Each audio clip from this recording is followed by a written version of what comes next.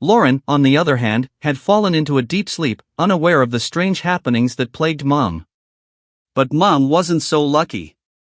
Her mind kept returning to the oddities, the noises, the sensations, the feeling of being watched.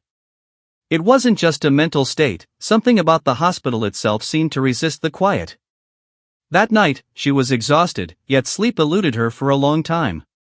When she did finally doze off, she slept deeply, lulled by the comfort of her blankets. The moon shone brightly through the windows, casting long shadows across the room. Outside, the night passed quietly, but in the old hospital, things were far from peaceful. A flashlight beam began to move through the building, casting long, erratic shadows along the walls. It worked its way through the building, room by room, until it reached the sleeping quarters where Mom and the others rested. The light moved over their belongings, books, half-eaten snacks, and scattered gear, but the medics were oblivious. The flashlight didn't stop, it continued its sweep through the dark rooms, moving slowly, methodically, as if searching for something. It then rested on the radio, which sat quietly in the corner, waiting for the next call. The radio chirped softly, but no one stirred.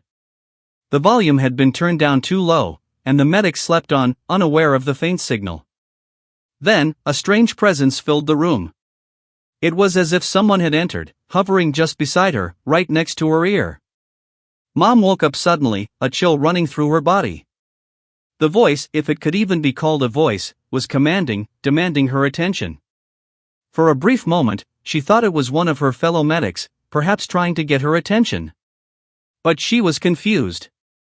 She felt no one near her, and the others were still deep in their sleep. Still, something stirred inside her. She tried to ignore it and get back to sleep, but the unease wouldn't leave her. Something was off. She made her way to the radio, trying to understand what had just happened. Follow for part 3.